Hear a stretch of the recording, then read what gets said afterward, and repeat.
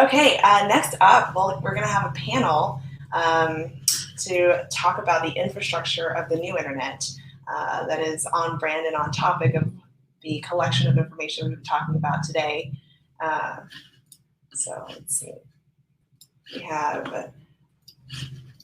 have John Wu from the CEO and co-founder of Gryphon. Let me know if I'm saying that correctly. Griffin, And yep.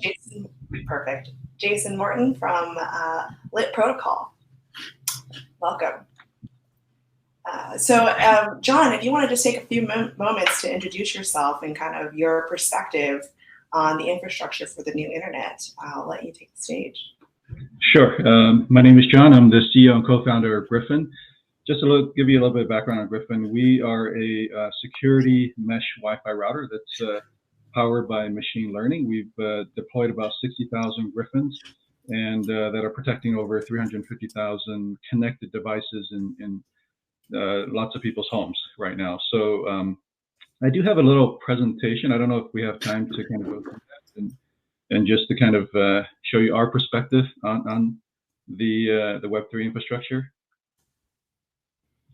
Is that okay to go through, or? Yeah, of course. Okay, sure. Okay, are you seeing the my slides? Yes. Okay, perfect. So I want to talk to you about a very unsexy product in your home. That's your Wi-Fi router, right? So we never really think about it unless our internet goes out, and then we got family members screaming at us, and you know, we're trying to get this thing up and running again. But from our perspective, actually, we think it's a really sexy product, and hopefully at the end of this little diatribe, you will think the same way as well. But if you think about it, this is one of the few devices in your home that's always on and always connected. And if it's not, you're going to make sure that it's always on and always connected. The other thing about the router is that it has arguably one of the most powerful processors in your home, right? So it's also got an encryption engine built into it. And also, because it's connected to the internet, it's got almost infinite memory because you can always connect the cloud storage to this router. However, we think it's completely underutilized. You know, even if you're streaming a bunch of 4K videos through your router, it's probably using still a fraction of the processing power of this router. And we think that you could actually do something with it. So we did. We partnered with Harmony. Harmony is one of the investors for this project. We developed a project called MetaSafe. And MetaSafe is really a blockchain that's going to be running on a Griffin router. So it's using the processing power of the Griffin, our Griffin router, to be able to power this blockchain. It's going to be based on proof of stake, proof of bandwidth, proof of memory, and also using the Griffin hardware ID that's encrypted inside the device. So proof of Griffin. And some of the applications we think it can enable is things like something similar to 1Password, where you can manage all your passwords on the internet. It'll be completely decentralized across tens of thousands of Griffins and private, so you don't have to worry about some company that's tracking all your activities online. Some of the other things that you can do, because now you have bandwidth, proof of bandwidth, you can create a peer-to-peer VPN, like a Tor network that's completely private and completely secure.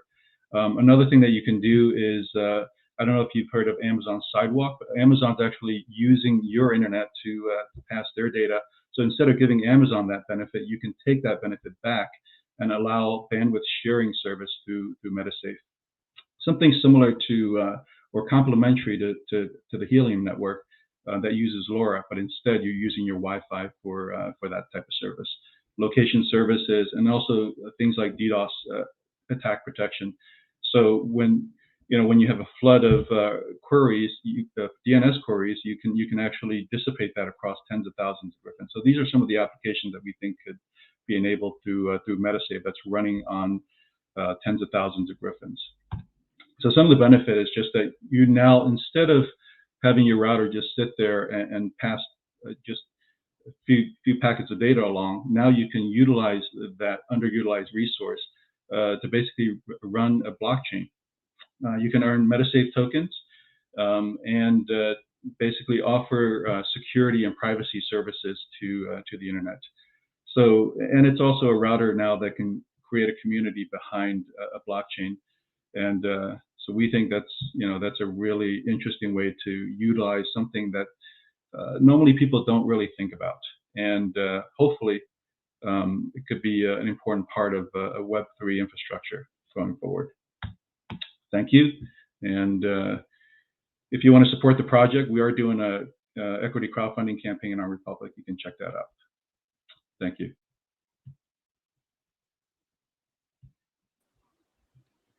Hi, Jason. I don't have slides, but I can tell you quickly what the protocol is. So this is kind of a piece of infrastructure, or almost like a Unix philosophy component.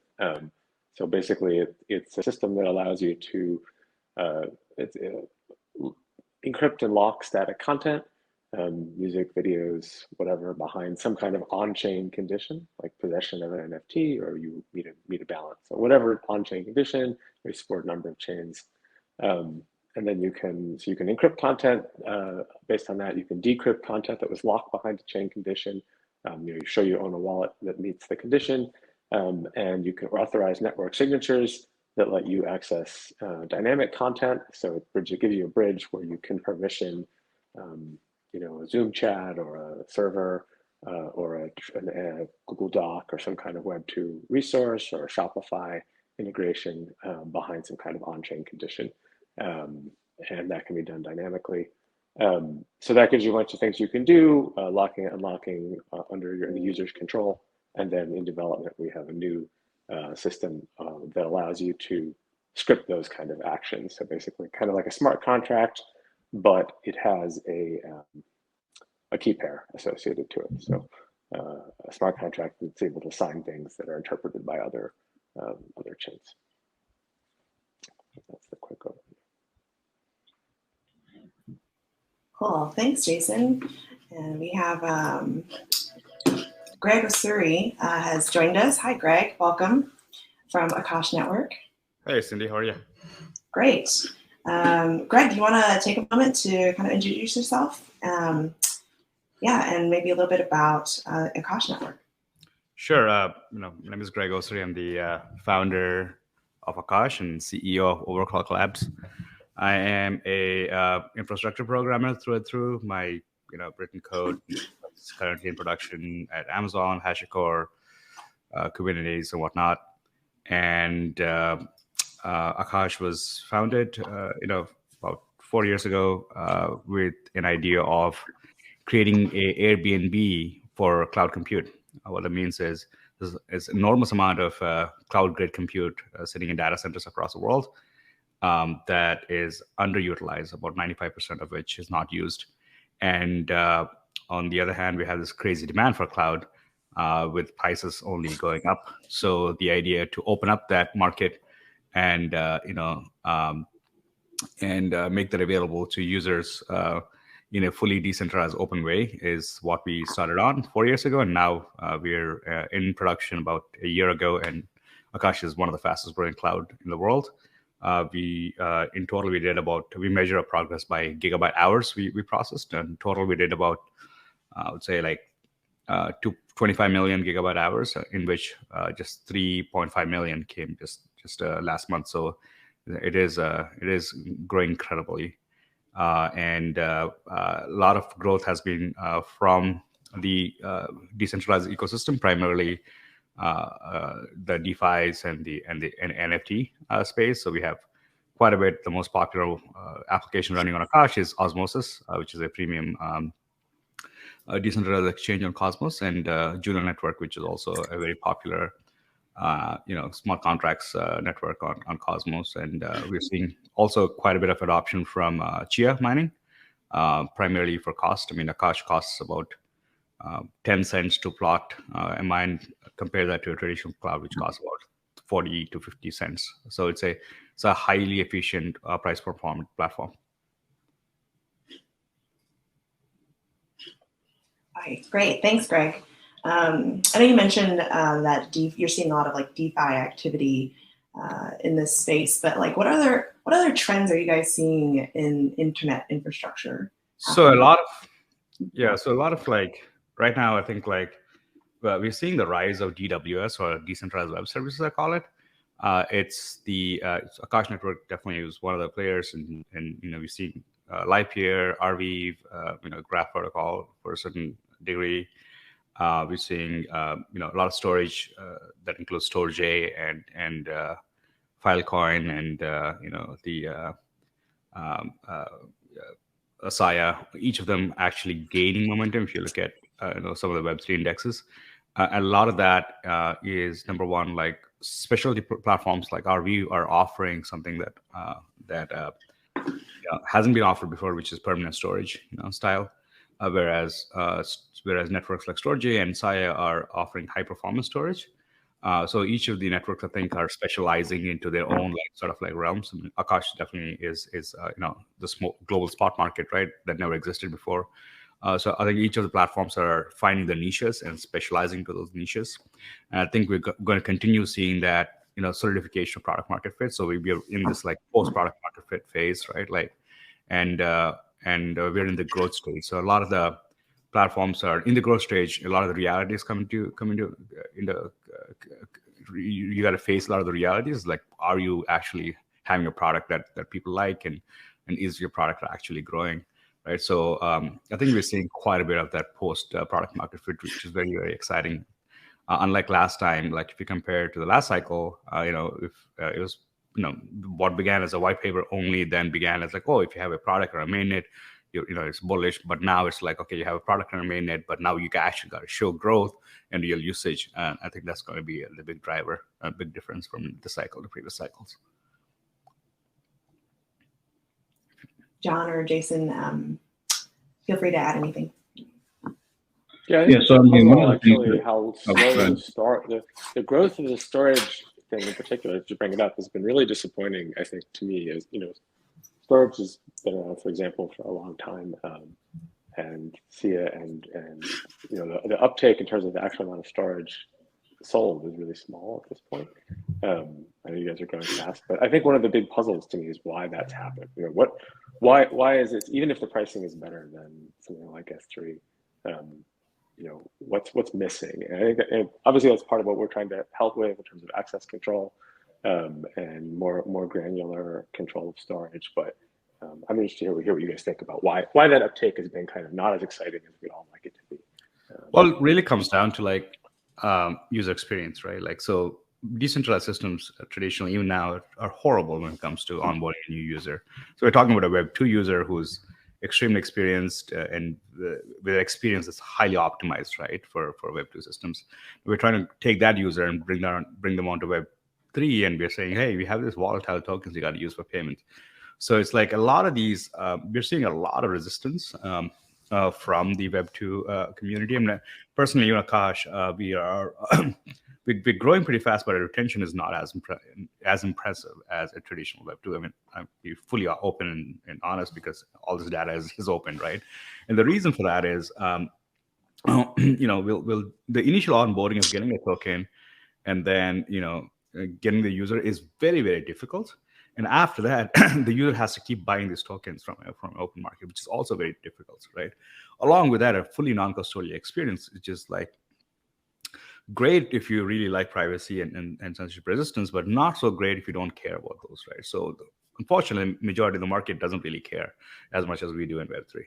So I think the way we got to look at building product is experience first, and then only then the benefits will actually outshine, right? Like your traditional Web2 system. So unless people have a really good product they can use, the benefits of decentralization, the benefits of censorship resistance, and the strength of a decentralized system will not prevail, right? So I think people are realizing that some products are way better than other products. We got to get to a point where it's easier and cheaper, not just cheaper and better in some philosophical way, but it's easier for the users, easier for the developers than it is to use S3 or Google or whatever. Right? In all honesty, cost is not a keeper. Cost is a hook, but it doesn't retain, because cost is generally a function of demand supply.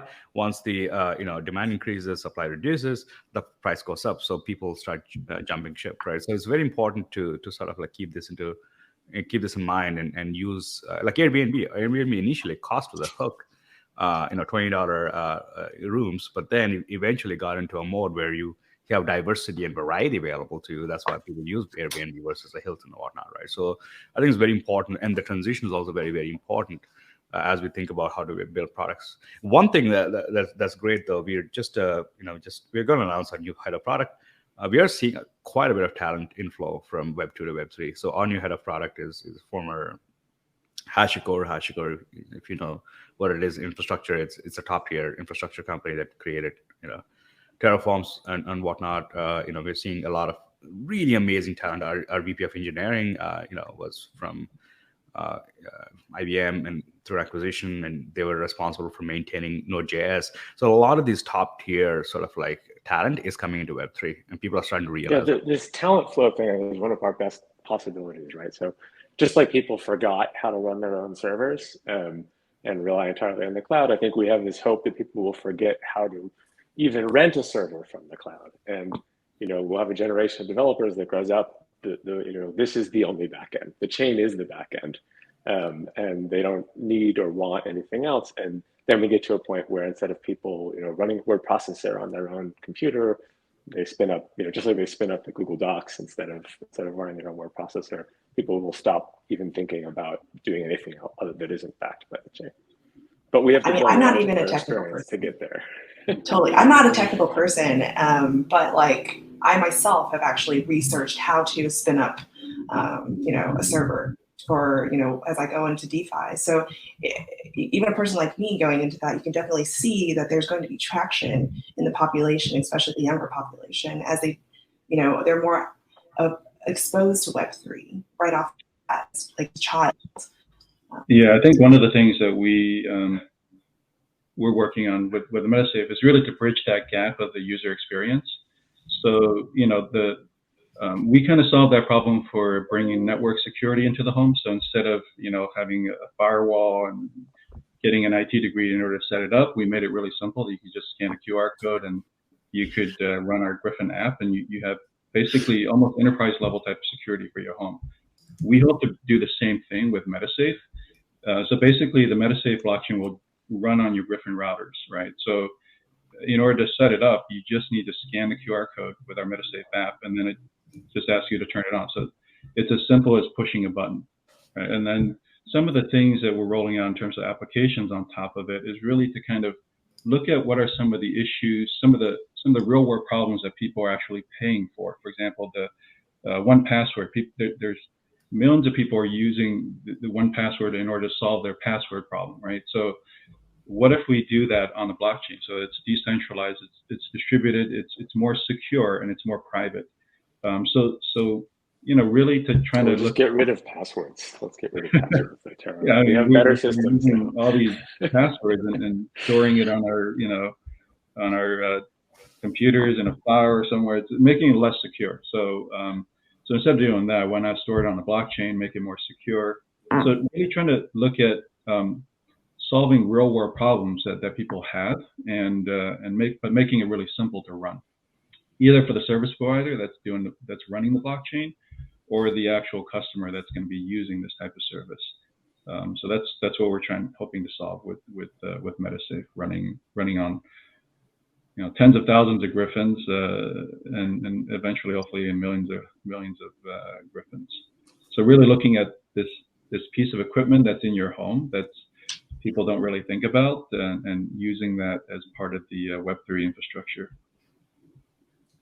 Yeah, like as you're talking about those different components, which ones need to gain traction first in this area? Well, for us, it's really you have to build up the network, and fortunately, we do have tens of thousands of Griffins that are out there that we can try to enable. And I think part of it is just really, you don't need to purchase any additional equipment. You're going to have a router in your home, right? So, and people are upgrading to more powerful routers. But the thing is, your router is very much underutilized in your home. So we can use that extra resource to run this blockchain. So it's not going to incur some additional cost to enable this network. It's more about just getting the word out there, letting people know that there's an option like that available. And then at the same time, you have to work on getting people using something like a password manager that's running on this blockchain. But it could be very low cost, just like Airbnb when it started. The hook is lower cost. So this password manager could be a fraction of the cost of the current password managers that are out there, because it's using, you don't have a centralized server to manage. It's all running on a bunch of distributed Griffins that's out there. As long as it's not running on Ethereum. Upgrade your password. Oops, $30. That's right. No, that's it. That's a steal. No, this is the MetaSafe blockchain, so there'll be a separate blockchain that's it's not going to be that expensive. It's virtually free because it's utilizing resource that's free, that's out there. It's awesome. Yeah, I mean, this whole promise of decentralized systems is like it looks inward and it looks to be more efficient with usage instead of outward and expansionary. I think that's very important. Yeah. Are there like any other components you guys can think of? I think a lot of I think so. I mean, from my perspective, it really comes down to the bare bone bricks and mortar infrastructure, right? Like what that means is like compute, storage, bandwidth, and discovery, right? So like those fundamental layers need to be decentralized, and and from there on we can build more decentralized systems. Like if you look at Ethereum, the stats keep popping up. Somewhere around 60% of ETH nodes running on Amazon Web Services, right? Like, so like if Amazon tries to pull the plug, it's gone. Like today, New York State just passed a bill banning Bitcoin. So that effectively means you cannot that the Amazons and Googles have to comply with that law, right? Like, so, and then even though it's a horrible law, I'm pretty sure it's going to reverse like in a few years, but that means there's going to be a lot of like censorship essentially. To even ban Bitcoin mining, I think they're banning like SHA-256 hashing, which is like used to secure passwords, like or even signatures of files, whatnot. So they ban SHA-265 on like using in any server in New York State, which is very, very terrible laws, right? So I think a lot of that's obviously a big threat to not only decentralized systems, but in general, like systems that use math, right? So which is really bad. So I think that's very important that the foundation needs to be decentralized, because the companies like Amazon and Google, they have no choice except to comply. So creating a system that is resistant to that level of like hostile, like hostile actions by special interest groups, I think is very important. So we're seeing like storage. Obviously, storage was the first sort of like layer that started decentralization with RVs and SIAs and whatnot, and their usage is growing. RV especially came in through this like whole permanent storage, which is amazing, which is a different use case. But then moving on to like compute and bandwidth and DNS with protocols like Handshake and whatnot. So I think once we solve that layer, we'll start solving additional layers. But for the most part, I think like we are seeing quite a bit of we saw quite a bit of product market fit with like smart contract layers, right? So there's a lot of experimentation happening right now with multiple chains. There's a lot of experimentation happening with interoperability of these chains, right? Like, so ultimately it comes down to scalability, right? Like, so the one chain fits all is not a solution. We saw that with Ethereum, and other chains that are trying to have the shared state model are not scaling as they were expected, like Solana or Avalanche. Avalanche is in the very early stages, but Solana is a great example. There's consensus that bridges are very insecure, and interoperability is the way to go, like the IBC style or inter-blockchain communication style interoperability. So, but then again, IBC is not as composable as Ethereum as shared state system would be, right? So a lot of challenges on like cross-chain or inter-chain composability that needs to be solved. That means that that begins with like cross-chain identity, right? So there's a lot of like a higher level, protocols. I mean, higher level like protocol level problems that still need to be solved to have a fully decentralized world. So there's a lot of work. I think the next, I'd say like next 1 to 2 years of a bear market is going to be tremendous progress with a lot of these problems, and that's going to be exciting. By the time we see the next bull cycle, it's just going to be a whole different mode when you see all these problems solved. Yeah, let's hope the bear market continues so we can all stay focused on and I call doing our homework and paying down our technical debt. So I go back and forth on each day. I call this we also need a lot of work on just user experience and the idea that a field element owns all your assets is still kind of a big challenge for people. I hope that we'll see. So there's a lot of people working on solutions to that. So I hope that we'll see that situation. It's amazing and how make it accessible to a much broader audience than it is right now. Yeah, it's amazing how little tracking of real metrics we see. I mean, I don't see retention metrics for Ethereum user. Like, it's just a lot of the we see adoption, but we don't really see retention. And I think the fundamental metrics of that sorts will come into light. This bull market, I call it, not a bear market. Right. So I think a lot of the reality check, like, hey, are you having a really sticky product? And especially with venture capital like drying out, I think that's a good thing because people get really resourceful, right? Like, so I'm excited for the next few years. Yeah, we're kind of fairly new to this whole blockchain technology, but it just seems like, from my perspective, it seems like blockchain has survived multiple collapses. So it seems Correct. like it's been fairly resistant and resilient, and I think a lot of it's to do with the community. I think every time there's a downturn or there's some tightening or some collapse or some issue, the community has kind of came up with innovative solutions to solve those problems. So I think it'll be the same way.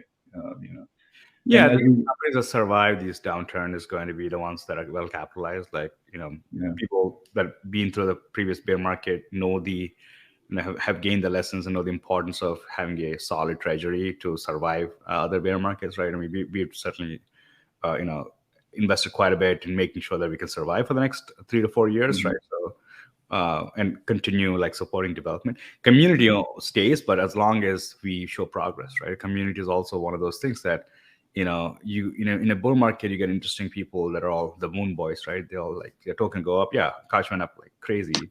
All that, Yeah. We were $3 billion at one point in fully diluted value. It's just crazy if you think about these days, right?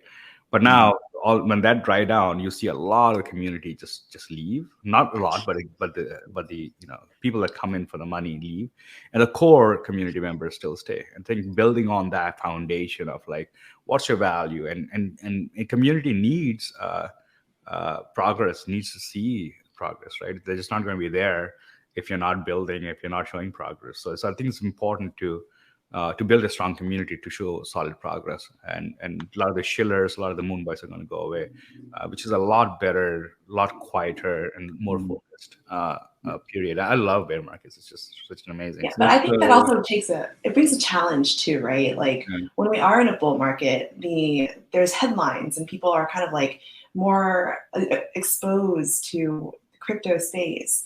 But as we go into a bear market, that hype isn't happening as much. So what are you guys doing to like keep engaged with your community and kind of growing it more organically during this time? I mean, and that's the best part. There's no hype.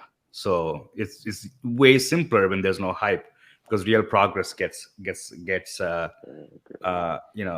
see the light versus something like Shiba Inus, or like when you see these meme coins just left and right, and everything is just a copy of a copy, right? Like, well, Solana is a copy of Ethereum, and Cosmos is a copy of Solana, and it's just copies of copies of copies. I mean, it's gotten so bad. Like, you have CryptoPunks in every CryptoPunk variant in every sort of like network, right? And all that dries out, right? All that talent that should be used to build real stuff, will find its place, right? Like, and I'm in a way, I mean, the Terra collapse has been a big awakening. I mean, we personally have lost a lot and my community has lost a lot and whatnot, and I've been very public about it. But in retrospect, I think it was good because now nobody has money. People can actually start focusing on building and coding, and not talk about, hey, how much yield I'm going to get, or how much this monkey coin going to give me. Just there was so much focus, overwhelming focus on money, and not enough focus on building, right? Yeah.